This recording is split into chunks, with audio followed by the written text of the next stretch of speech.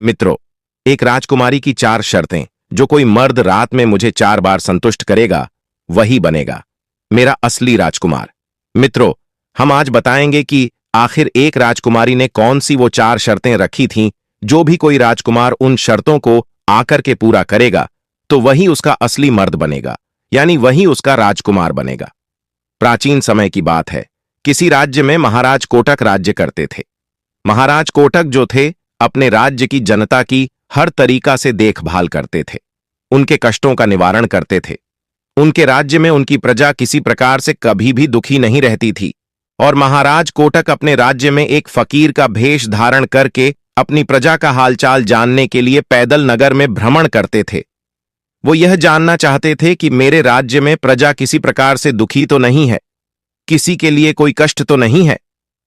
महाराज कोटक जो थे वे अपने ज्ञान, बुद्धिमानी और दया के मामले में दूसरे राज्यों और नगर में बड़े विकसित थे। मित्रों, एक समय की बात है।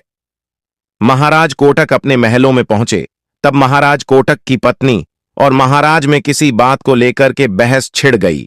तब महाराज कोटक की पत्नी ने कहा कि हे महाराज, आप मुझसे व्यर्थ बहस कर रहे हो, लेकिन याद रखना महाराज, यदि मैं आज आपसे रूठ गई तो मेरे जैसी गुणवान और सुंदर रानी तुम्हें फिर इस जन्म में कभी नहीं मिलेगी। मित्रों, महाराज कोटक ने तब क्रोध में आकर के कह दिया कि हे रानी, ऐसी बात नहीं है। मैं तुमसे भी ज्यादा सुंदर, रूपवती और गुणवान रानी ला सकता हूं, जिसकी सुर की अप्सरा सामना नहीं कर सकती। मित्रों, महाराज कोटक के इन शब्दों को सुनने के बाद में महाराज कोटक की रानी ने कहा, तुम तो ऐसे बात कर रहे हो जैसे तुम किसी राज्य की रानी के लिए या फिर राजकुमारी के लिए हरण करके हमारे महलों में ले आओगे, ऐसे तुम बोल रहे हो। महाराज कोटक के दिल में यह बात जो थी एकदम तीर की तरह चुभ गई। तब महाराज कोटक ने भी अपनी रानी के कहने पर गुस्से में कह दिया कि हे रानी, अब तुम भी देखना, मैं राजकुमारी वसुंधरा को तुम्हारे पास बंधी बना करके लाऊंगा और उसी से मैं विवाह करूंगा।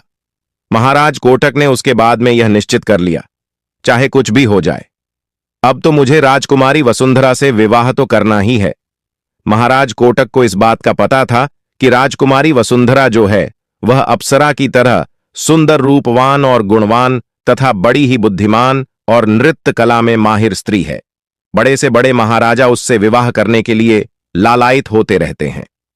मित्रों, लेकिन राजकुमारी वसुंधरा ने अपने विवाह के लिए एक शर्त रखी थी कि वह उसी से ही विवाह करेगी जो मेरे चुप हो जाने पर यदि कोई भी राजकुमार मुझे 4 बार में हंसा देगा तो मैं उसके साथ में विवाह कर लूंगी।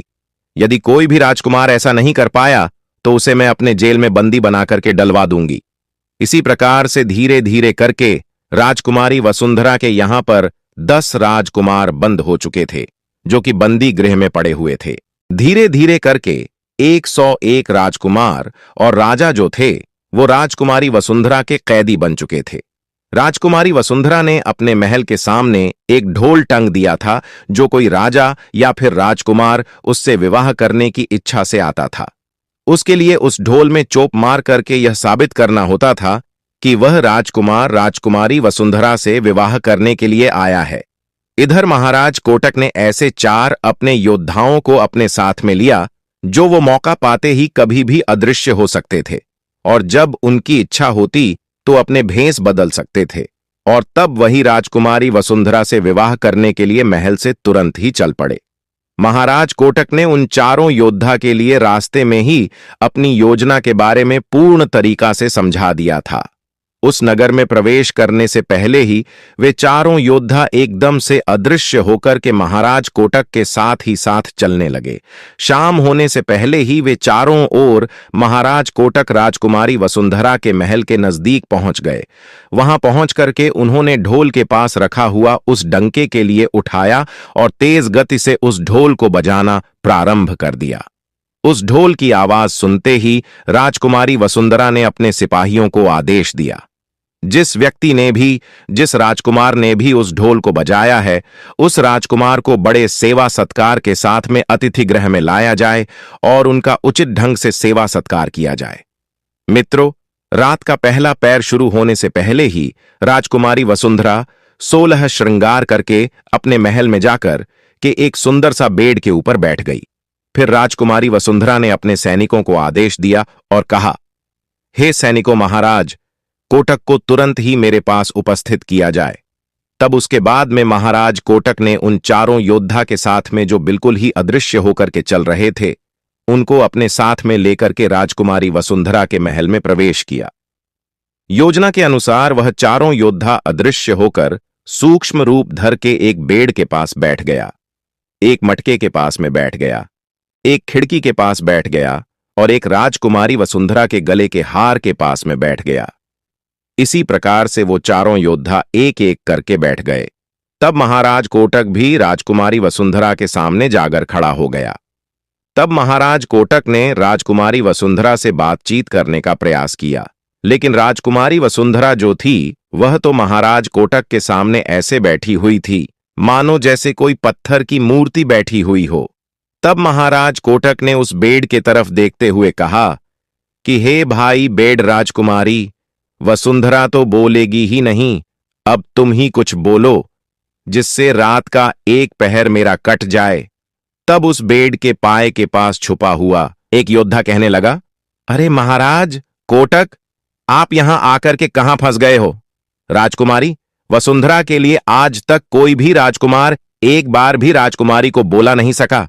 राजकुमारी, आज तब जितने राजकुमार आए हैं सभी के सामने राजकुमारी मौन थी, तो तुम्हारे सामने कैसे बोल सकती है मित्रों? फिर वह योद्धा जो बेड में छुपा हुआ था वह कहने लगा, महाराज कोई बात नहीं है, समय काटने के लिए मैं आपके लिए एक अनमोल कहानी सुनाता हूं। महाराज आप बस हुक्कारी भरते रहना। तब महाराज ने कहा, ठीक है। तब उसी समय पर वह बेड में छुपा हुआ योद्धा कहानी को सुनाने लगा।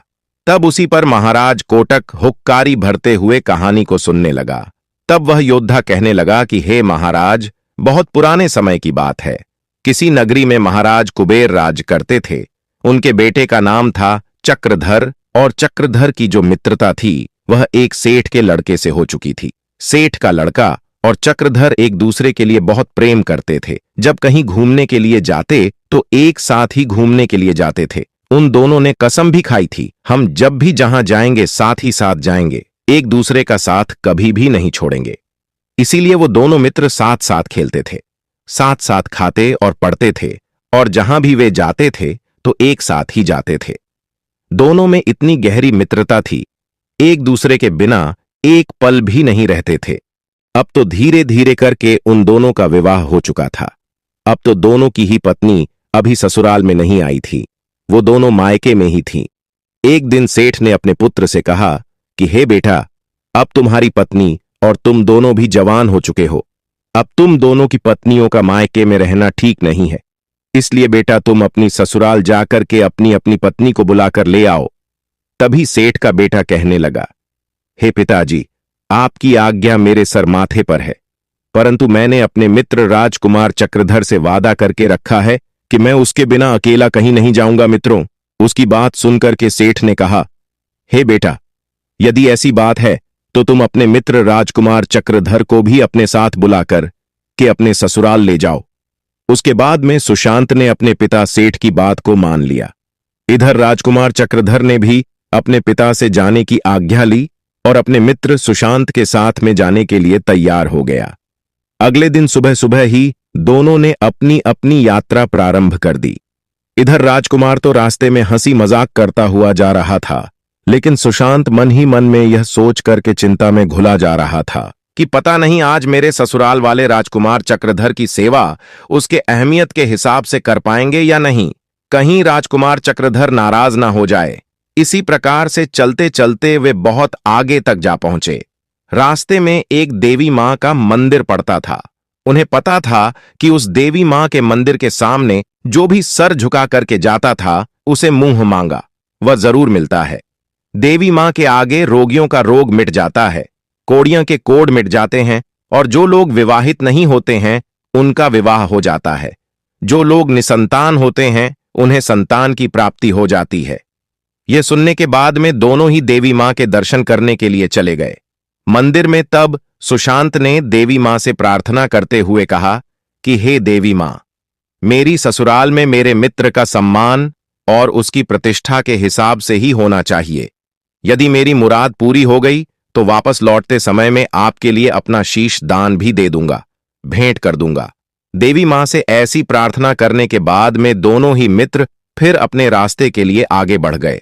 फिर थोड़ी देर बाद सुशांत के ससुराल पहुंच गए। सुशांत के ससुराल वाले जो थे वे बहुत बड़े धनी सेठ थे। शहर में उनकी बहुत सारी ऐसी दुकान थी जिनमें व्यापार उनका बड़े अच्छे ढंग से चल रहा था।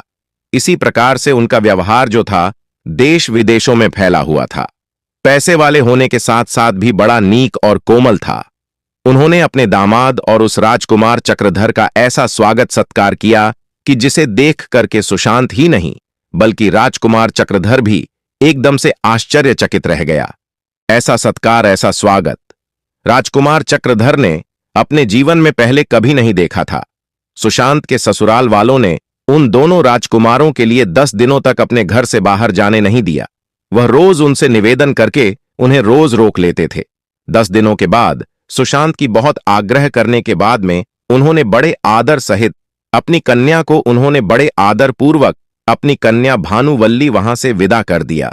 इधर राजकुमार चक्रधर जो था सुशांत के ससुराल वालों के आदर सम्मान से इतना ज्यादा प्रभावित था कि वह पूरे रास्ते भर उनकी तारीफ ही करता रहा।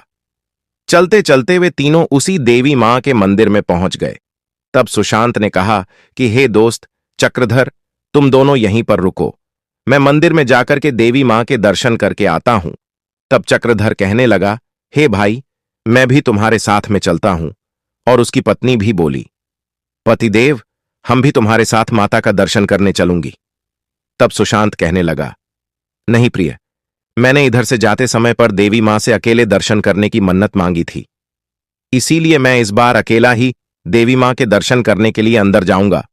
उसकी बात सुन के राजा के राजकुमार ने कहा, ठीक है, लेकिन तुम जल्दी वापस लौट करके आ जाना।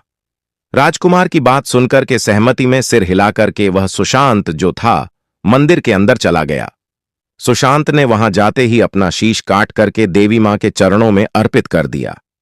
इसी प्रकार से धीरे धीरे करके जब काफी देर हो गई, उधर राजकुमार ने देखा कि अभी तक मेरा मित्र सुशांत लौट करके मंदिर में से वापस नहीं आया है, तो राजकुमार के लिए सुशांत की बहुत ज्यादा चिंता होने लगी।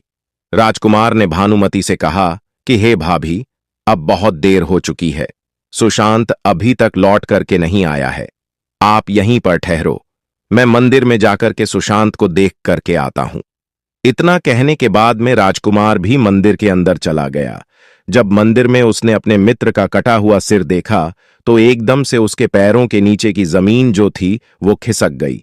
तब राजकुमार बिलाप करते हुए बोला, रोता बिलता हुआ बोला कि हे मित्र, आखिर तुमने ये क्या कर दिया?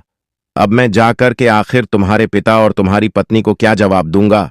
और तुम्हें तो याद होना चाहिए, हम दोनों ने एक दूसरे का साथ निभाने का वादा किया था, लेकिन मित्र, तुमने अपने वादे को तोड़ करके आज मेरा साथ छोड़ दिया है। लेकिन मित्र, याद रखना, तुमने तो वादा तोड़ दिया है, मैं अपना वादा जरूर निभाऊंगा। आज मैं भी लौट करके महलों के लिए नहीं जाऊंगा, मैं भी अपनी जान यही गंवा दूंगा। इतना कहकर के राजकुमार ने वहीं पर रखी हुई तलवार उठाया और तुरंत ही अपने सिर को काट लिया। उधर जब रास्ते में खड़ी हुई भानुमति इंतजार करते करते बहुत ही ज्यादा थक गई थी। जब उससे इंतजार नहीं हुआ तो वह भी मंदिर के अंदर चली आई। मित्रों, अब तो मंदिर के अंदर का दृश्य देखते ही एकदम से भानुमति की चीख निकल गई। भानुमति ने क्या देखा? उसने देखा कि राजकुमार और उसके पति के सिर कट के अलग पड़े हुए हैं। यह देख करके भानुमति ने जमीन पर पड़ी हुई तलवार को उठाया और अपना सिर काटने के लिए तलवार को चलाने लगी। तभी उसी समय पर देवी मां प्रकट होकर के भानुमति का हाथ पकड़ लिया। तब उसी समय पर भानुमति ने कहा कि हे देवी मां, मेरे पति और उनके मित्र राजकुमार की बलि तो आप ले ही चुकी है। आपने इन दोनों के लिए अपना बलिदान करने के लिए नहीं रोका, तो फिर आप मुझे अब क्यों रोक रही हैं? अब आप कृपया करके मेरी भी जान ले लीजिए। मुझे अब आप मां क्यों रोक रही हो? वैसे भी स्त्री का जीवन जो होता है पति के बिना सुना होता है। एक स्त्री पति के बिना कैसे जी सकती है? तब देवी मां ने जवाब दिया, हे बेटी, मैं तुम्हारे पति की भक्ति और राजकुमार की दोस्त और तुम्हारा अपने पति के प्रति प्रेम निष्ठा भाव को देख करके, इस प्रेम को देख करके मैं, हे बेटी, बहुत ही ज्यादा प्रसन्न हूं। इसीलिए बेटी, मैं तुम्हारे पति और राजकुमार के लिए, इन दोनों के लिए जीवन दान देना चाहती हो। तुम ऐसा करो, दोनों के सिर को उठा करके उनके शरीर के पास रख दो। उसके बाद में मैं इन दोनों को पुनः जीवित कर दूंगी मित्रों। तब भानुमति ने धीरे धीरे करके उन दोनों के अपने अपने सिर उठाए। जैसे ही भानुमति ने उन दोनों के सिर उठाकर के दोनों के शरीर के पास रखे, तब तुरंत ही देवी मां ने अपने शक्तियों के द्वारा उन दोनों को जीवित कर दिया। तब उसी समय पर वो दोनों मित्र जीवित होकर वहीं पर दोनों खड़े हो गए। अब तो दोनों को जीवित करने के बाद में देवी मां वहां से अंतर्ध्यान हो जाती है। लेकिन मित्रों, इधर जल्दबाजी में भानुमति से एक गड़बड़ हो गई। उसने क्या किया, सुशांत का जो सिर था वो उसने राजकुमार के सिर पर रख दिया, और जो राजकुमार का सिर था वह सुशांत के सिर पर रख दिया था। अब वे दोनों एकदम से विचार में पड़ गए कि आखिर भानुमति पत्नी किसकी है, सुशांत के सिर वाले की या सुशांत के धड़ वाले की थी। मित्रों, उधर जब इतनी कहानी रानी वसुंधरा सुनती हैं तो वसुंधरा कहने लगी कि हे महाराज कोटक, मैंने तो तुम्हारी बहुत प्रशंसा सुनी है कि आप बहुत ही न्यायप्रिय राजा हैं। अब आखिर तुम ही न्याय करो कि वह भानुमति आखिर किसकी पत्नी है। तब राजा कोटक ने बड़े सहजता भाव से कहा कि हे राजकुमारी वसुंधरा, इसमें कौन सी बड़ी बात है, नौवाती तो वह सुशांत के धड़ वाले की पत्नी होगी। यह सुनकर के राजकुमारी वसुंधरा जो थी वह एकदम से चौंक उठी और महाराज कोटक की तरफ गुस्से से देखती हुई बोली कि हाँ हाँ राजन, वाह क्या खूब न्याय किया है आपने। मैंने आपकी न्याय के बारे में दूर दूर तक देश विदेशों में चर्चा सुनी थी, लेकिन मुझे लगता है आप तो आज एक छोटा सा न्याय भी नहीं कर पाए हैं। ढंग से नवती जो है वो सुशांत के धड़ वाले की पत्नी नहीं बल्कि सुशांत के सिर वाले की पत्नी होगी, क्योंकि सिर के बिना धड़ का कोई मूल्य नहीं होता। इसीलिए हे महाराज कोटक, तुम्हें नहीं पता है, इंसान का सिर ही उसकी पहचान होती है, उसका धड़ नहीं होता है। मित्रों, राजकुमारी वसुंधरा के इन शब्दों को सुनने के बाद में महाराज कोटक ने एकदम से मुस्कुराते हुए कहा कि हे राजकुमारी वसुंधरा, आप बिल्कुल सटीक सही कह रही हैं। आपने बिल्कुल ही सत्य न्याय किया है। भानुमति जो है वो सिर वाले की ही पत्नी होगी। फिर उन्होंने ढोली से कहा कि बजारे ढोली एक बार फिर से ढोल। तब उसके बाद में उस ढोल ने भी ढोल में पहली बार एक डंका लगा दिया। मित्रों, इधर राजकुमारी वसुंधरा जो थी फिर से एक पत्थर की मूर्ति बनकर के उसी बेड पर बैठ गई। तब राजा कोटक ने पास रखे हुए उसी मटके से कहा कि हे भाई मटके, एक पहर तो बेड ने काट दिया, लेकिन अभी भी रात के 3 पहर बचे हुए हैं। राजकुमारी वसुंधरा तो अब बोलेगी नहीं और इस तरीका से हमारी बैठे बैठे रात कटेगी नहीं। अब तो तुम ही कुछ बोल, कुछ अपनी सुनाओ और कुछ दुनिया की सुनाओ, ताकि तेरी कहानी में लिप्त होकर के कुछ समय और भी कट सके। तब मटके के पास में बैठे हुए उस योद्धा ने कहा, हे महाराज, मैं भी रात्रि काटने के लिए आपके लिए एक छोटी सी कहानी सुनाता हूं। बस महाराज कोटक, आप हुक्कारी भरते रहना। तब उस मटके के पास में बैठे हुए उस योद्धा ने कहानी को कहना प्रारंभ कर दिया और कहा, हे महाराज, एक राज्य में महाराज रघुराज करते थे। उनके पुत्र का नाम था गोपाल। उसी नगर में एक साहूकार था, उसको भी एक पुत्र था। इस साहूकार के बेटे और उन दोनों ही बचपन से बड़े ही घने मित्र थे। उन दोनों में बहुत ज्यादा घनी मित्रता थी।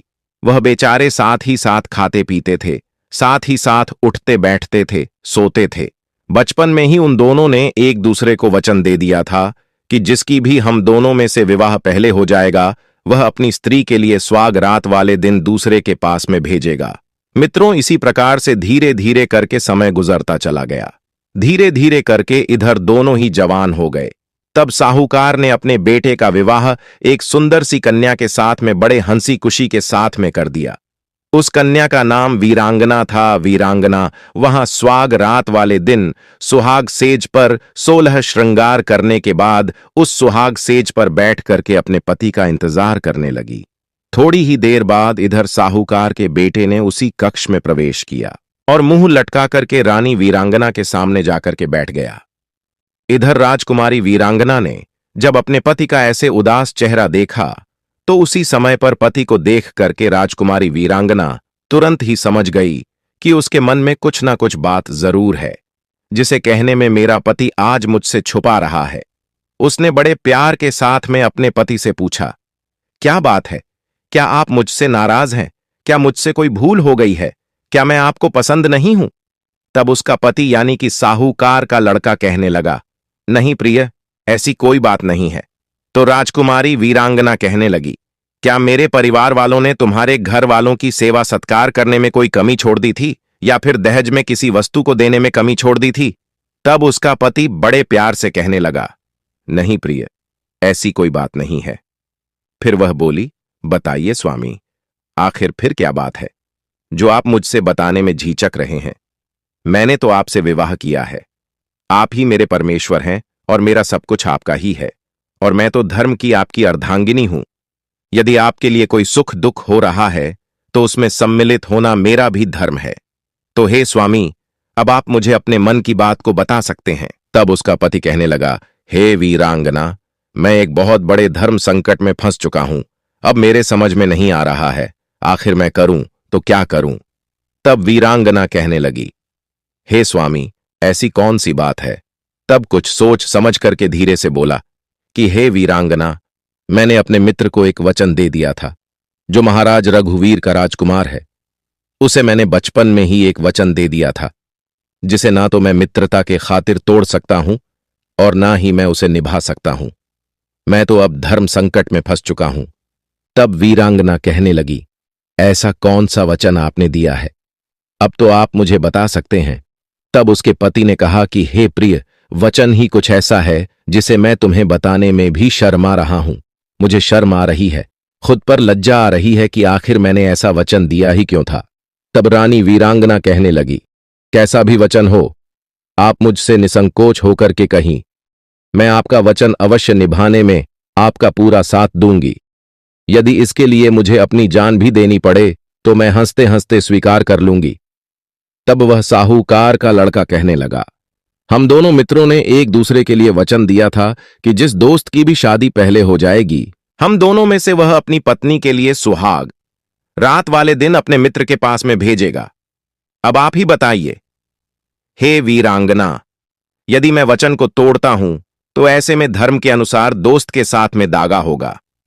अगर निभाता हूं तो तुम्हारा पतिव्रत धर्म खंडित हो जाएगा और साथ ही साथ तुम्हारी लाज भी चली जाएगी। इसीलिए राजकुमारी वीरांगना, मैंने भी विवाह करते समय तुम्हारी लाज बचाने का तुम्हें वचन दिया है। तब वीरांगना कहने लगी, हे नाथ, आप किसी प्रकार की कोई चिंता मत कीजिए, आप तो बस मुझे आज्ञा दीजिए। मैं आपके वचन को भी निभा लूंगी और साथ ही साथ अपने धर्म को भी बचा लूंगी। मित्रों, अपनी पत्नी वीरांगना की बात सुनने के बाद में वह साहूकार के बेटे के मन का बोझ जो था वो कुछ हल्का सा हुआ, और उसके बाद में उसने राजकुमारी वीरांगना को उस राजकुमार के पास में जाने की आज्ञा दे दी। मित्रों, उसके बाद में राजकुमारी वीरांगना 16 श्रृंगार करने के बाद में छम छम पैरों में पायल बजाती हुई उस राजकुमार के महलों के लिए रवाना हो गई। इधर रास्ते में कुछ डाकू लुटेरे जा रहे थे। जब उन चोर लुटेरे ने राजकुमारी वीरांगना के पैरों के उन पायलों की आवाज सुनी तो वह एकदम से उसी तरफ गए जहां पर उन्होंने राजकुमारी वीरांगना को इतने सारे गहने पहने हुए जाते हुए देखा। इतने गहनों को देख करके उन डाकुओं ने उसके पास जाकर उसे रोक करके धमकाते हुए कहने लगे कि रुको, चुपचाप ही तुम अपने सारे गहने उतार करके आज हमें दे दो, नहीं तो आज हम तुम्हारी हत्या करके तुम्हारे गहने जेवर जो है सभी छीन लेंगे। तब राजकुमारी वीरांगना जो थी वह हाथ जोड़ करके उन डाकुओं से बोली कि हे डाकू, कृपया करके आज मुझे आप छोड़ दीजिए। अभी मैं किसी जरूरी कार्य की वजह से जा रही हूं। वापस लौटते समय पर मैं स्वयं ही आपके लिए अपने सारे आभूषण उतार करके तुम्हें दे दूंगी। तब डाकुओं ने कहा, आखिर तुम्हारा क्या भरोसा, तुम लौट करके आओ या फिर ना आओ। हो सकता है यदि तुम आओ तो अपने साथ सिपाहियों को लेकर के आओ और उन सिपाहियों के हाथों हमें पकड़वा दो। जब बाद में भी तुम अपने गहने उतार करके हमें दे दोगी तो फिर अभी क्यों नहीं दे देती हो? इसीलिए राजकुमारी, तुम अभी ही अपने आभूषण उतार करके हमें तुरंत ही दे दो। तब राजकुमारी वीरांगना कहने लगी, भाइयों, इस समय पर मैं अपने पति का वचन निभाने के लिए जा रही हूं। मैं वचन बंधन में फंसी हुई हूं, जिसके लिए मेरे शरीर पर इन गहने आभूषणों का होना बहुत ही जरूरी है। यदि आपको विश्वास नहीं है तो मैं आपको वचन देती हूं। मैं अपने पति के इस वचन को निभाने के बाद में मैं अपने मुख से आपको दिया गया वचन यह जरूर ही लौटते समय निभाऊंगी, इसीलिए आज मैं आपसे निवेदन करती हूं, कृपया करके अभी आप मुझे जाने दीजिए। तब वह डाकू आपस में विचार विमर्श करने लगे। उन सभी ने आपस में मिलकर के सलाह की, अभी इस राजकुमारी को जाने देते हैं। यदि यह वापस लौट कर आएगी तो उसी समय पर हम इसे लूट लेंगे। यदि यह नहीं लौट करके आई तो हमारी किस्मत नहीं खराब हो आएगी। हम इसके बदले किसी और दूसरे को ढूंढ लेंगे। फिर उनमें से एक डाकू ने कहा कि ठीक है, आज हम तुम्हें माफ करते हैं, जाने देते हैं, लेकिन सुबह होने से पहले ही तुम वापस लौट करके आ जाना। मित्रों, राजकुमारी वीरांगना ने उन डाकुओं की बात मान ली और वहां से आगे के लिए चलने लगी। इस प्रकार से उस राजकुमारी को वहां से जाने दिया। राजकुमारी वीरांगना ज्योति वहां से आगे को चलने लगी और छमछम पायल पैरों में बजाती हुई राजकुमार के महलों में सीढ़ियों पर चढ़ते हुए उसके सहन कक्ष में जाकर के पहुंच गई। इधर राजकुमार जो था अपने बेड पर गहरी निद्रा में सो रहा था। तब इधर राजकुमारी वीरांगना ने उसके पैर का अंगूठा मड़ोड़ कर उस राजकुमार को उठाते हुए कहा कि जागो राजकुमार, जागो। तब एकदम से राजकुमार जो था वह झट से उठ करके बैठ गया। फिर उसने अपने सामने 16 श्रृंगार किए हुए एक इंद्र की अप्सरा के समान उस सुंदर स्त्री को देख करके राजकुमार जो था वो एकदम से चौंक गया। राजकुमार को लगने लगा कि मैं एक सपना देख रहा हूं। उसने अपने हाथों से राजकुमार ने अपनी आंखों को बार बार मला और फिर राजकुमार ने देखा गौर से कि एक सपना तो नहीं है, ये वास्तविक में सच है। एक इंद्र की अप्सरा के तरह सुंदर सी स्त्री जो दिखने में बिल्कुल परी लग रही है, अब राजकुमार देख रहा है कि वह आज मेरे सामने खड़ी है। तब राजकुमार ने बड़ी निवेदन करते हुए पूछा कि हे देवी, आखिर आप कौन है और आप इतनी रात में कहां से आई हो, और इस तरीका से मेरे सहन कक्ष में आधी रात्रि के समय आने का आखिर तुम्हारा कारण क्या है? तब राजकुमारी वीरांगना ने कहा, हे राजकुमार, मैं आपके मित्र की पत्नी वीरांगना हूं और मैं मेरे पति द्वारा दिए हुए वचनों को पूरा करने के लिए आपके महलों में आई हूं। मित्रों, तब उसी समय पर वह राजकुमार कहने लगा, कैसा वचन, कौन सा वचन? तब राजकुमारी वीरांगना कहने लगी, हे राजकुमार, आपके और आपके मित्र के बीच में बचपन में यह तय हुआ था कि तुम दोनों में से जिसका भी विवाह पहले हो जाएगा वह अपनी पत्नी के लिए स्वाग रात वाले दिन अपने मित्र के पास में भेजेगा। इसलिए आज तुम्हारे मित्र ने उसी वचन को निभाने के लिए मुझे भेजा है और मैं आपके मित्र की आज्ञा से यहां पर आपके महलों में आपके पास में आई हूं। तब वह राजकुमार के लिए अपने मित्र के द्वारा दिया गया वह वचन जो बचपन में दिया था वो एकदम से राजकुमारी वीरांगना के बताते ही याद आ गया। वो इस बात को सोच करके बड़ा ही शर्मिंदा हुआ। उसी समय पर राजकुमार ने हाथ जोड़ करके कहा कि हे देवी, आप मुझे माफ कर दीजिए। यह तो हमने बचपन में नादानी की थी। मैंने बेवजह से एक दूसरे से वादा कर लिया था। यह कोई वचन नहीं होता, केवल यह तो हमारी बचपन की नासमझ थी, नादानी थी।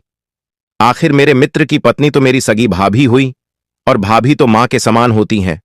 इसीलिए हे मां, मैं अपने बचपन की इस नादानी पर बहुत ज्यादा शर्मिंदा हूं। इसीलिए मैं आज से ही आपको अपनी मां के रूप में स्वीकार करता हूं। इतना कहकर के राजकुमारी वीरांगना को छुद्री उड़ाई और सोने चांदी से भरा हुआ थाल देकर के राजकुमारी वीरांगना को उसी समय पर तुरंत ही विदा कर दिया। तब राजकुमारी वीरांगना छम-छम करती हुई राजकुमार के यहां से तुरंत ही अपने घर के लिए वापस लौट पड़ी। इधर रास्ते में वही डाकू उसका इंतजार कर रहे थे। उसकी पायल की आवाज सुनकर के वह डाकू जो थे वो एकदम से छुप गए कि कहीं वो अपने साथ में सिपाहियों को लेकर तो नहीं आ रही है। जब उन डाकुओं को इस बात की तसल्ली हो गई कि राजकुमारी अब अकेली ही आ रही है तो उन्होंने आपस में चर्चा करते हुए कहा कि हे भाई, यह तो औरत वास्तव में सच में अपने वचन की पक्की है।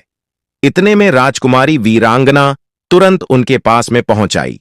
उन्होंने राजकुमारी वीरांगना ने राजकुमार के द्वारा दिया गया वह सोने चांदी से भरा हुआ थाल भी उन डाकुओं को पकड़ा दिया और कहा कि आप लोग इसको रख लीजिए, यह भी आपके भाग्य में ही था। और थोड़ा रुकिए, मैं तुरंत अपने गहने भी उतार करके दे देती हूं मित्रों। इतना कहने के बाद में राजकुमारी वीरांगना जो थी वो अपने आभूषणों को उतारने लगी। तब चोर बड़े आश्चर्यचकित होकर के राजकुमारी वीरांगना के चेहरे की तरफ देखने लगे। तब डाकुओं ने राजकुमारी वीरांगना को रोकते हुए कहा कि जरा ठहरो, पहले तो तुम हमें यह बताओ कि आखिर तुम गई तो गई कहां थी, और यह हीरे जवारा से भरा हुआ थाल तुम्हें आखिर कहां से मिला है। तब राजकुमारी वीरांगना ने उन चारों डाकुओं को अपनी कहानी बड़े विस्तार पूर्वक समझाई। सारी बात सुनने के बाद में उन डाकुओं ने हाथ जोड़ करके कहा कि हे देवी, आप धन्य हैं जो आपने अपनी लाज की चिंता न करके अपने पति का बचपन में दिया गया वह वचन निभाने के लिए जो रात्रि के समय में राजकुमार के पास में चली गई।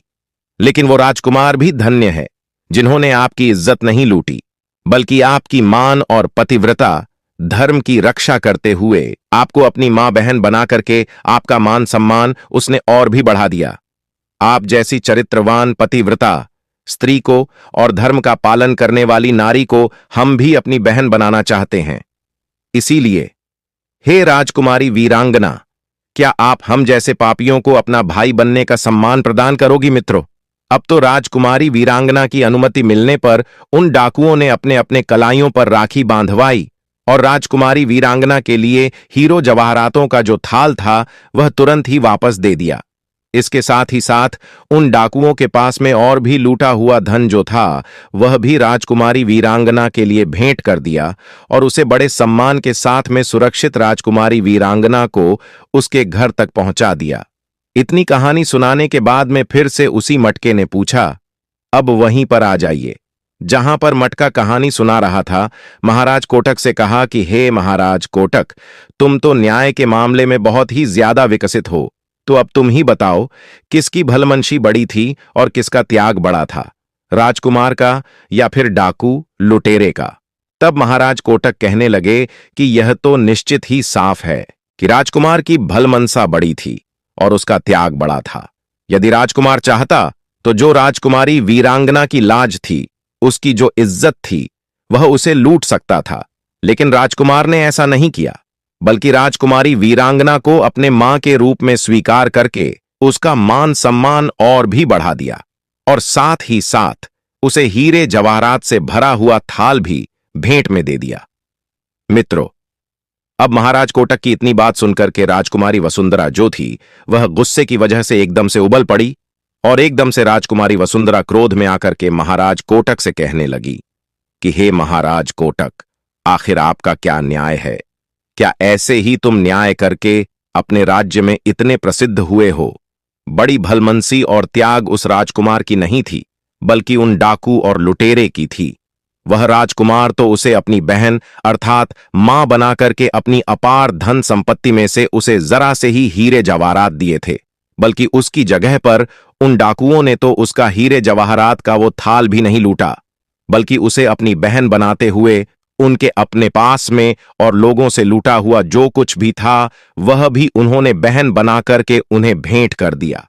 फिर उन्होंने उसके बाद में राजकुमारी वीरांगना को सुरक्षित उसके घर तक भी पहुंचाया।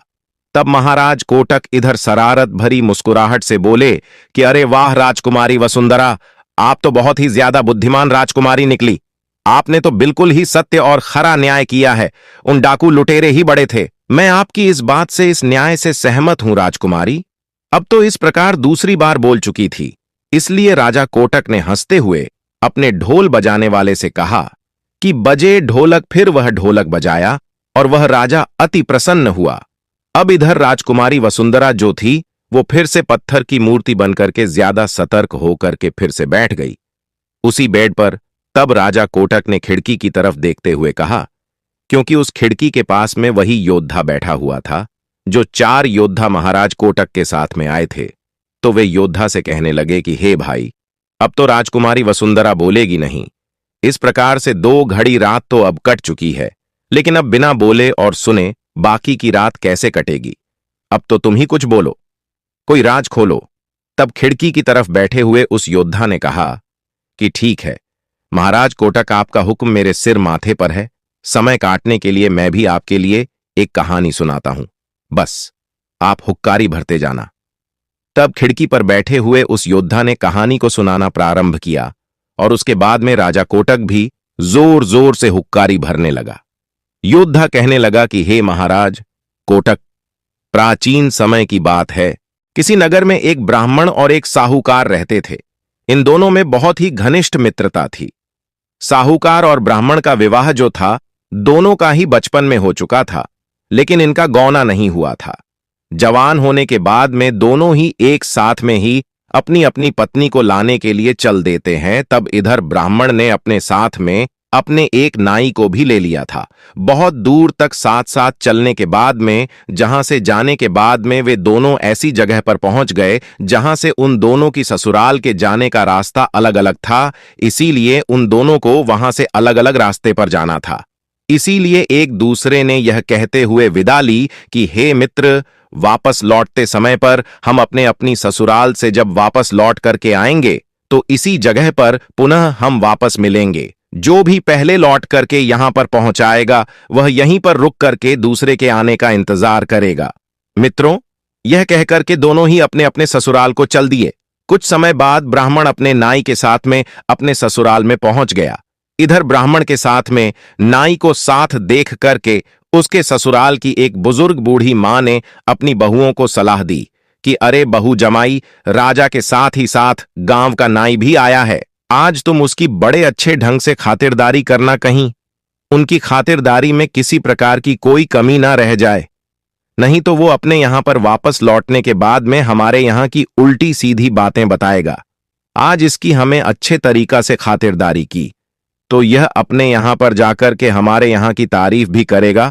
इससे उसके ससुराल में उसका मान सम्मान भी बढ़ जाएगा। मित्रों, इतना सुनने के बाद नाई की खातिरदारी में वह जुट गई। अब इधर कोई जमाई यानी उस ब्राह्मण को कोई पूछे ना पूछे, लेकिन नाई की खातिरदारी में कोई भी कमी नहीं होने दे रहे थे। खाना खिलाया, फिर नाश्ता करवाना। अब तो हर काम में पहले तो नाई की खातिरदारी होने लगी। यह देखकर कि ब्राह्मण बड़ा ही मायूस होकर उठा और मन ही मन में चिढ़ने लगा। अब तो नाई अपनी खातिरदारी को देख करके अपने मूंछों पर ताव दे रहा था। नाई की ऐसे खातिरदारी देख करके ब्राह्मण जो थे अपने घर वापस लौटने की जल्दबाजी करने लगे। लेकिन मित्रों, 3-4 दिन तक खातिरदारी करने के बाद में उस ब्राह्मण के ससुराल वालों ने ब्राह्मण की पत्नी को ब्राह्मण के साथ ही उसी के कमरे में कर दिया। उसके बाद में ब्राह्मण के ससुराल वालों ने ब्राह्मण के लिए जाते समय दहेज में बहुत सारा सामान दिया। फिर उसके बाद में घोड़े पर सवार होकर के ब्राह्मण की पत्नी और वह नाई वहां से अपने घर के लिए चल देता है। रास्ते में नाई ब्राह्मण के ससुराल वालों की तारीफ करते हुए जा रहा था। वह यही कह रहा था कि आज पंडित जी की ससुराल वालों ने तो पंडित जी से भी ज्यादा मेरी खातिरदारी की है। लेकिन नाई की बात सुनकर के ब्राह्मण के मन में चिंता और गुस्सा बढ़ती चली जा रही थी। लेकिन वो नाई खातिरदारी की वजह से चुप होने का नाम ही नहीं ले रहा था। नाई के मुख से अपनी खातिरदारी की बात सुनक के ब्राह्मण जो था बड़ा ही क्रोधित हो उठा। इतना ज्यादा ब्राह्मण क्रोध में आ गया कि ब्राह्मण ने फिर उस नाई को और अपनी पत्नी को वहीं रास्ते में ही उतार दिया और खुद घोड़े पर सवार रहा। फिर वह अकेला ही अपने घर की तरफ के लिए निकल पड़ा। उसके जाने के बाद में वह ब्राह्मण की पत्नी पति द्वारा बीच रास्ते में छोड़ जाने पर वो बेचारी भी आखिर क्या करती। वह वापस अपने घर के लिए लौटकर आने लगी, लेकिन रास्ता भटकने के कारण वह किसी और नगर में जा पहुंची। नगर में घुसते ही एक बूढ़ी औरत का घर पड़ता था। तब उस ब्राह्मणी ने जाकर के उस बूढ़ी माई को कुछ थोड़ा सा धन दिया और बूढ़ी माई से कुछ दिनों तक उसके साथ में रहने के लिए उसे मना लिया। अब तो ब्राह्मणी उसी बूढ़ी औरत के साथ में उसी के घर पर रहने लगी। वह बूढ़ी औरत फूलों की माला बना के राजा के महल में पहुंचाया करती थी। अब इधर वह ब्राह्मणी भी उस बूढ़ी औरत की इस काम में मदद करने लगी। अब तो वह बूढ़ी औरत बगीचे से फूल तोड़ करके लाती, तब ब्राह्मणी अलग अलग तरीका की माला बना करके उनके फूल के अलग अलग तरीके की माला बना करके उनके गुलदस्ते बना दिया करती थी, जिन्हें वह बूढ़ी माई राजा के यहाँ रोज दरबार में पहुंचा देती थी। रोज नए नए सुंदर और गुलाब से गुलदस्तों को देखकर के राजा ने एक दिन उस बूढ़ी औरत से पूछा कि हे बूढ़ी माई, आजकल तो तुम बहुत ज्यादा सुंदर सुंदर गुलदस्ते और मालाएं बना करके लेकर आती हो, लेकिन इतनी सुंदर कारीगरी तुम नहीं कर सकती हो। हे बूढ़ी माई, तुम आज मुझे सच सच बताओ, ये गुलदस्ते और यह माला कौन बनाता है? तब वह बूढ़ी औरत कहने लगी, हे महाराज, कुछ दिनों से मेरे घर पर एक ब्राह्मणी आकर के ठहरी हुई है। वह बहुत ही अच्छी बुद्धिमान और बड़ी ही अच्छी कारीगर है। वही रोज इतने सुंदर सुंदर मालाएं बनाती है और वही इतने सुंदर गुलदस्ते और मालाएं बना करके भेजती है। तब राजा कहने लगे, हे बूढ़ी मां, तुम अभी अपने घर के लिए चली जाओ और कल सुबह लाकर के उस स्त्री को मेरे दरबार में पेश करो। उसके बाद में बूढ़ी औरत अपने घर को वहां से वापस लौट आई। फिर उस ब्राह्मणी पास में गई और उसे जाकर के महाराज का हुक्म सुनाया। तब उस ब्राह्मणी ने राजा के सामने जाने के लिए मना कर दिया, लेकिन वह बेचारी बूढ़ी औरत भला क्या करती? उसे राजा के हुक्म को तो मानना ही था। उसके बाद में वह बूढ़ी औरत उस ब्राह्मणी से विनती करके उसके लिए राजा के महल में तुरंत ही ले आई। तब उस ब्राह्मणी के रूप और सुंदरता को देख करके वह राजा भानु प्रताप जो थे, एकदम से उस ब्राह्मणी पर मोहित हो बैठे, क्योंकि राजा के महल में ब्राह्मणी इतनी सुंदर थी कि उसके समान और भी कोई स्त्री उनके राजमहल में नहीं थी। उसने बूढ़ी औरत से उस ब्राह्मणी को अपने महल में भिजवाने का हुक्म दे दिया। तब ब्राह्मणी ने कहा कि हे राजन, आप तो इस राज्य के मालिक हो, इस राज्य के राजा हो, इस नाते से आप तो मेरे पिता के समान हुए, फिर आप मुझे भला अपने महल में बंदी बना करके कैसे रख सकते हैं? तब राजा कहने लगा उस ब्राह्मणी से, हे ब्राह्मणी, तुम हमारी नहीं हो, तुम हमारे राज्य की नहीं हो, इसीलिए हम तुम्हारे पिता समान नहीं हो सकते, इसीलिए तुम्हें आज हमारे महल में रहना ही पड़ेगा। जब बार बार समझाने पर राजा भानु प्रताप नहीं माना, तब ब्राह्मणी ने कहा, हे महाराज, मैं एक विवाहित स्त्री हूं, मेरे पति ने मेरा त्याग कर दिया था, और महाराज तुम्हें नहीं पता है कि मेरी जैसी एक विवाहित स्त्री के साथ में रहने से तुम्हें बहुत बड़ा पाप लगेगा। आप मुझे कम से कम 6 महीने का समय दे दीजिए। यदि इन 6 महीनों मेरा पति मुझे लेने के लिए नहीं आया तो मैं अपने आप को कुंवारी ही समझूंगी और उसके बाद में मैं आपके महलों में रहने के लिए आ जाऊंगी। मित्रों, उस ब्राह्मणी के मुख से इन वचनों को सुनने के बाद में राजा भानु प्रताप ने उस ब्राह्मणी को 6 महीने का समय दे दिया, लेकिन उस ब्राह्मणी को नगर के बाहर एक महल में रहने के लिए छोड़ दिया और अपने सैनिकों से उस ब्राह्मणी पर निगरानी रखने के लिए कह दिया। मित्रों, अब तो वह बेचारी ब्राह्मणी रोज उस महल की खिड़की से रोज रास्ते की तरफ देखती रहती कि कभी कोई भूल से भी मेरे मायके या फिर मेरी ससुराल से इधर आ जाए तो वह उस व्यक्ति के हाथों अपना संदेशा भिजवा सके। मित्रों, उधर वह ब्राह्मण अपनी पत्नी का त्याग करके उसी जगह पर पहुंच गया जहां पर उसने उस साहूकार से मिलने का वादा किया था। साहूकार जो था, ब्राह्मण से पहले ही उस जगह पर पहुंच चुका था और अपनी पत्नी के साथ खड़ा हुआ उसी जगह पर ब्राह्मण के लौटने का इंतजार कर रहा था। जब उस साहूकार ने उस ब्राह्मण को अकेला आता हुआ देखा तो साहूकार पूछने लगा, अरे मित्र, आखिर तुम अकेले कैसे चले आ रहे हो? आखिर तुम मेरी भाभी को कहां छोड़कर आए हो?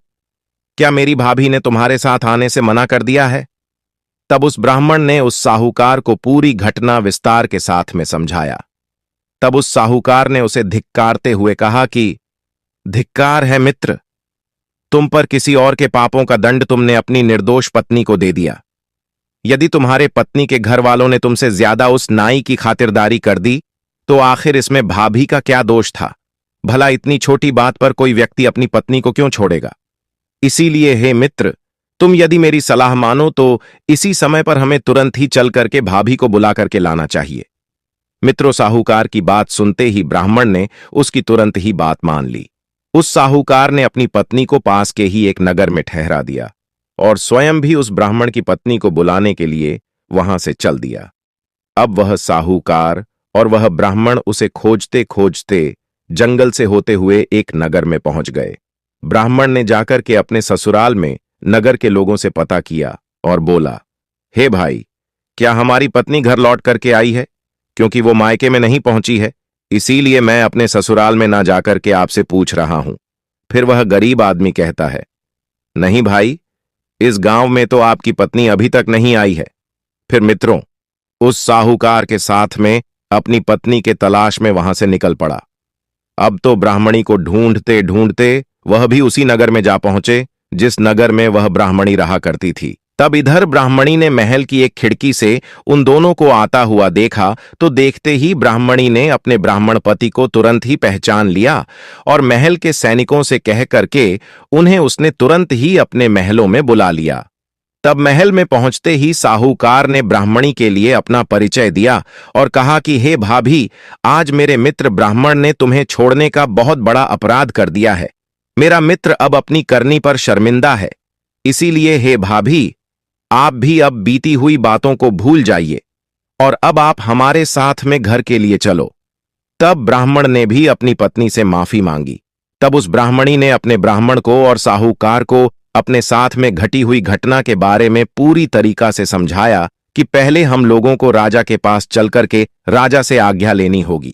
इतना सुनने के बाद में ब्राह्मणी के मुख से वे तीनों राजा के राज्य दरबार में गए। तब उस ब्राह्मणी ने राजा से कहा, हे महाराज, आज मेरे पति मुझे बुलाने के लिए आ गए हैं, इसीलिए महाराज अब आप हमें यहां से जाने की इजाजत दे दीजिए। राजा भानु प्रताप ने भी अपने वचन का पालन करते हुए उस ब्राह्मणी को अपने पति के साथ जाने की आज्ञा दे दी। उसके बाद में साहूकार और ब्राह्मणी का पति वे तीनों वहां से निकल पड़े। तब रास्ते में जाकर साहूकार ने भी अपनी पत्नी को अपने साथ में ले लिया और उसके बाद में वे सभी अपने अपने नगर को चले गए और उसके बाद में बड़े सुखपूर्वक अपने अपने नगरों में रहने लगे। कहानी सुनाने के बाद में उस खिड़की के पास में बैठे हुए उसी योद्धा ने कहा कि हे महाराज कोटक, मैंने आपकी न्याय की चर्चा बड़े दूर दूर तक सुनी है।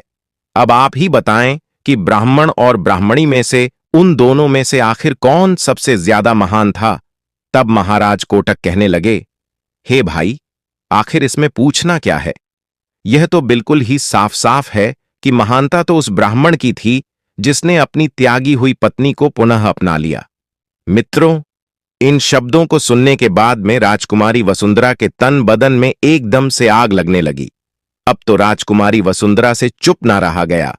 तब राजकुमारी वसुंधरा गुस्से से भरी हुई निगाह से महाराज कोटक से कहने लगी, अरे पापी अधर्मी राजा, क्या तू ऐसा न्याय करके अपने राज्य में प्रसिद्ध हुआ है?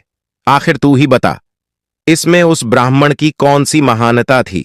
उसने तो अपनी निर्दोष पत्नी का त्याग दिया था। अपने मित्र उस साहूकार के समझाने पर उस ब्राह्मण ने अपनी पत्नी को दोबारा अपनाया था। महानता तो यदि सही मायने में देखी जाए तो उस ब्राह्मणी की थी जिसे निर्दोष होते हुए भी उसके पति ब्राह्मण ने उसे त्याग दिया था। उसे तो एक राज्य की रानी बनने का मौका भी मिला था, लेकिन फिर भी वह अपने पतिव्रत धर्म को बचाकर रखी रही। इतने दुख झेलने के बाद भी उस ब्राह्मणी ने अपने धर्म और पतिव्रता पर आंच नहीं आने दिया, अपने सतीत की रक्षा करती रही। ऐसी देवी तो इस युग में मिलेंगे ही नहीं। आखिर ऐसी स्त्री को अपनाने में कौन सी महानता है? तब महाराज कोटक ने अपनी निगाहों से राजकुमारी वसुंधरा की तरफ देखा और कहने लगे, वह रानी वसुंधरा, आखिर तुमने क्या न्याय किया है?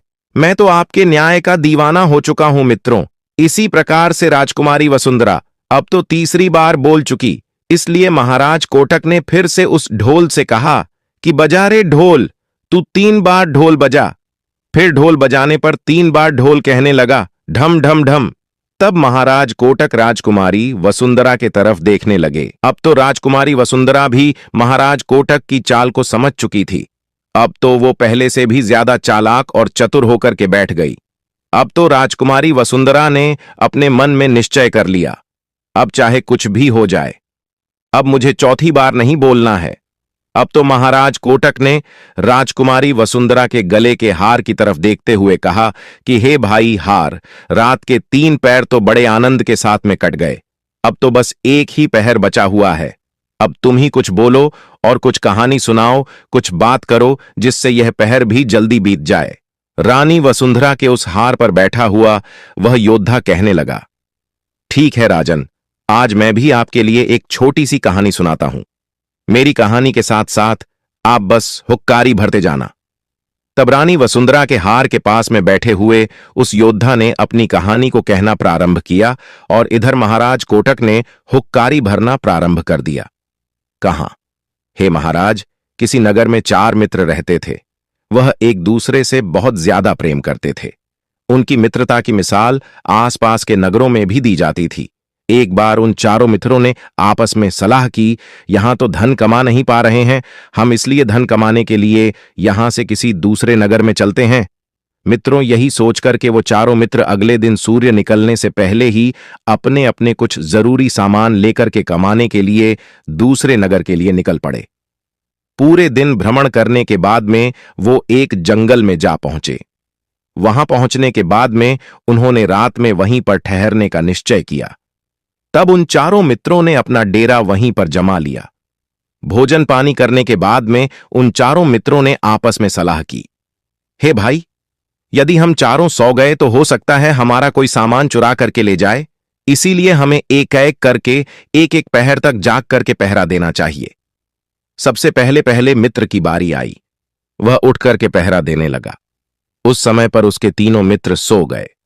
मित्रों, इधर पूरे दिन पैदल चलने की वजह से वो मित्र भी हारा थका हुआ था, इसीलिए उसे भी पहरा देते देते अब नींद आने लगी। लेकिन मित्रों, वह बेचारा सो कैसे सकता था, इसीलिए उसने एक झरने पर जाकर के ठंडे ठंडे पानी से अपने मुंह को धुला। लेकिन मित्रों, इतने जतन करने के बाद भी उसकी आंखों से नींद नहीं जा रही थी। तब उसने इधर उधर घूम करके देखा तो उसे एक लकड़ी का बड़ा सा गट्टा दिखाई दिया। उसने अपना समय काटने के लिए, अपनी नींद भगाने के लिए उसने वहीं पर बैठ करके अपने औजार निकाले और धीरे धीरे करके उस लकड़ी के गट्ठे को धीरे धीरे करके खोलने लगा। समय पूरा होने से पहले उसने उस लकड़ी को एक सुंदर सी मूर्ति में बदल दिया था।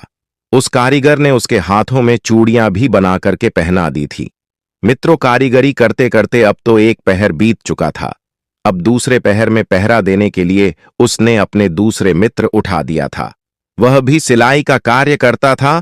तब उस दर्जी ने उठ करके अपने हाथ मुंह को धुला और पहरा देने के लिए खड़ा हो गया। तभी उसने वहां पर अपने मित्र के द्वारा बनाई गई वह लकड़ी की जो मूर्ति थी वो दिखाई दी। उसने उस मूर्ति को देख करके अपने औजार और कपड़े निकाले। उसने अपनी मशीन और सोई धागे की मदद से उस सुंदर सी मूर्ति के लिए वस्त्र पहना दिए। मित्रों, यह काम करते करते दूसरा भी पहर बीत गया। तब उसने उसी समय पर अपने तीसरे मित्र सुनार को उठाया। वो तो तुरंत ही सो गया। उस सुनार ने भी उठ करके अपना हाथ मुंह धुला और वो बेचारा पहरा देते हुए इधर उधर घूमने लगा। तभी उसी समय पर उस सुनार की नजर जो थी उसी लकड़ी की मूर्ति पर पड़ जाती है। उसने भी उस मूर्ति को देख करके अपने औजार निकाले और उस मूर्ति के लिए गहने बनाने को तैयार हो गया। अब तो धीरे धीरे करके गहनों को वह बनाने लगा। अब तो तीसरा पैर समाप्त होते होते उसने उस मूर्ति के लिए सुंदर सुंदर गहने पहना दिए। मित्रों, अब तो चौथे पैर की पहरेदारी करने की बारी आ गई। अब उस ब्राह्मण की थी जो चौथा मित्र था। अब अपने पहर में पहरेदारी करने के बाद में सुनार जो था वो तुरंत ही सो गया। अब उस ब्राह्मण की नजर भी वस्त्र पहने हुए, गहने पहने हुए उस सुंदर सी मूर्ति पर पड़ी। तब उस ब्राह्मण ने उस मूर्ति को उठा करके अपने सम्मुख रखा और मूर्ति को सामने रख करके ब्राह्मण जो था अपने मंत्रों का जाप करने लगा। अपने तपोबल के माध्यम से मंत्र पढ़ते पढ़ते उस ब्राह्मण ने उस मूर्ति में प्राण डाल दिए। मित्रों, अब तो वह मूर्ति एक सुंदर सी राजकुमारी बन चुकी थी। तब तक एक पहर और बीत गया और इधर सुबह हो गई। बाकी तीनों मित्र भी फिर उठ गए। अपने सामने इतनी सुंदर राजकुमारी को देख करके उन्होंने उस ब्राह्मण से उस राजकुमारी के बारे में पूछा। तब बाकी के तीनों मित्र कहने लगे, हे मित्र, आखिर यह कौन है स्त्री? यह राजकुमारी यहां कहां से आई है? तब ब्राह्मण कहने लगा, भाइयों, मुझे तो यहां पर वस्त्र और गहने पहने एक सुंदर सी मूर्ति मिली थी। मैंने अपने मंत्रों के प्रभाव से आज उसमें प्राण डाल दिए, इसीलिए अब यह मूर्ति जो राजकुमारी बन चुकी है, अब यह मेरी पत्नी बनेगी। तब तक सबसे पहले वाले मित्र ने कहा, जिसने उस मूर्ति को बनाया था, वह कहने लगा, नहीं मित्र, अब यह मेरी पत्नी बनेगी क्योंकि इसको मैंने बनाया है। तब तक दर्जी भी कहने लगा, मैंने भी राजकुमारी के लिए इतने सुंदर अच्छे से अच्छे वस्त्र सिल करके मैंने पहनाए हैं, इसलिए अब तो इस पर मेरा अधिकार है, मेरा हक है, अब ये मेरी पत्नी बनेगी। तब तक सुनार कहने लगा, हे भाई, आखिर ऐसे कैसे हो सकता है? मैंने भी तो सुंदर से सुंदर आभूषण पहनाए हैं, इसीलिए अब तो ये धर्म से मेरी पत्नी बनेगी। मित्रों, इस प्रकार से उन चारों में उस राजकुमारी के लिए बाहिश होने लगी और उन चारों ने उस राजकुमारी पर अपना अपना हक जताते हुए एक दूसरे को लेकर के झगड़ा करने लगे। मित्रों, इतनी कहानी सुनाने के बाद में हार के पास में बैठे हुए उस योद्धा ने महाराज कोटक से पूछा कि हे महाराज, आपके न्याय की चर्चा तो देश विदेशों में विकसित है। अब आप ही न्याय करके बताएं कि आखिर उस मूर्ति का असली पति कौन होगा और उस मूर्ति का असली हकदार पति कौन होगा। तब महाराज कोटक कहने लगे, यह तो सीधी साधी बात है। उस ब्राह्मण ने अपने मंत्रों के प्रभाव से उस मूर्ति में प्राण डाल करके उसे जीवित किया है, उसे राजकुमारी के रूप में परिवर्तित किया है। इसीलिए वह मूर्ति जो है उस ब्राह्मण की ही पत्नी बनेगी। इन शब्दों को सुनने के बाद में राजकुमारी वसुंधरा को गुस्सा तो बहुत तेजी से आया, लेकिन इस बार राजकुमारी वसुंधरा ने तय कर लिया था कि इस बार मुझे कुछ भी नहीं बोलना है। इसलिए राजकुमारी चुप रही, वो कुछ भी नहीं बोली। राजकुमारी को इस तरीका से चुप देखकर कि महाराज कोटक ने हार पर बैठे हुए उस योद्धा से कहा, अरे भाई, इस बार तो राजकुमारी वसुंधरा कुछ भी नहीं बोली। ऐसा लगता है कि इस बार मैंने सही और अच्छा न्याय किया है। तब उस हार पर बैठा हुआ योद्धा कहने लगा, हां महाराज, क्या खूब आपने न्याय किया है। इस न्याय की वजह से महाराज कोटक, आपकी तो जय जयकार होना चाहिए। आप तो वास्तव में न्यायप्रिय राजा हैं। उस हार पर बैठा हुआ योद्धा कहने लगा, बोलिए महाराज, कोटक की जय। और बाकी तीनों योद्धा भी महाराज कोटक की जय जयकार करने लगे और वो तेजी तेजी से कहने लगे, महाराज कोटक की जय। वाह वाह, क्या न्याय किया है। मित्रों, इतना सुनने के बाद में राजकुमारी वसुंधरा से रुका नहीं गया। वह क्रोध में आकर के बोली, आखिर ऐसे गलत न्याय पर जय जयकार कैसी। और राजकुमारी वसुंधरा कहने लगी, हे महाराज कोटक, तुम तो बहुत बड़े न्यायप्रिय राजा बनते हो। लालच है तुम्हारे ऐसे न्याय पर, पता नहीं किसने तुम्हें न्याय का राजा बना दिया है और तुम्हारा न्याय जग में प्रसिद्ध कैसे हो गया है। वास्तव में तुमको तो न्याय करना आता ही नहीं है। तुमने तो बिल्कुल ही धर्म के विरुद्ध होकर के न्याय किया है, क्योंकि महाराज कोटक, उस ब्राह्मण ने उस मूर्ति में प्राण डाले थे, अर्थात एक तरीका से उस ब्राह्मण ने उस मूर्ति के लिए जन्म दिया था। इस तरीका से तो वह ब्राह्मण उस मूर्ति का पिता हुआ।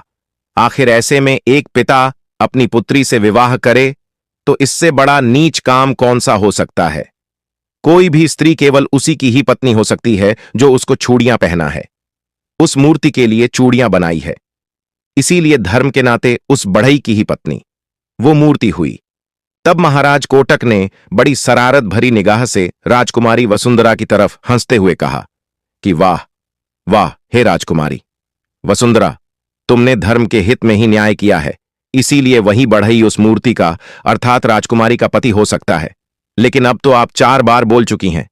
इसीलिए राजकुमारी वसुंधरा, अब तुम मेरे साथ में चलने की तैयारी कर लो। तब राजकुमारी वसुंधरा ने शर्माते हुए महाराज कोटक के सामने अपनी नजरों को झुका लिया, क्योंकि मित्रों, वह राजकुमारी वसुंधरा अपने शर्त के मुताबिक 4 बार बोल चुकी थी। इसीलिए महाराज कोटक ने उस ढोल से कहा कि बजा रे ढोल, 4 बार तू खुशी के साथ में ढोल बजा। क्योंकि राजकुमारी वसुंधरा जो थी वो 4 बार बोल चुकी थी। राजकुमारी वसुंधरा की यही शर्त थी, यदि कोई भी राजा, कोई भी राजकुमार मुझे कहानी सुना करके 4 बार बुलवा देगा तो मैं उसी के साथ में विवाह करूंगी। इसी शर्त के मुताबिक राजकुमारी वसुंधरा अपनी शर्त को हार चुकी थी और इसी शर्त की वजह से राजकुमारी वसुंधरा का विवाह महाराज कोटक के साथ में हो गया। उसके बाद में महाराज कोटक ने राजकुमारी वसुंधरा से कहा कि हे राजकुमारी, अब तो तुम मेरी पत्नी बन चुकी हो, इसलिए मैं तुम्हें आज हुक्म देता हूं, तुमने जितने भी राजकुमार अपने महल में कैदी बना करके रखे हैं, इन राजा और राजकुमारों को आज ही तुम आजाद कर दो। महाराज कोटक का आदेश मानने के बाद में वह राजकुमारी वसुंधरा ने सभी राजाओं और राजकुमारों को सम्मान सहित अपनी कैदखाने से मुक्त कर दिया और खुद ही महाराज कोटक के साथ में उनके नगर के लिए वहां से चल पड़ी।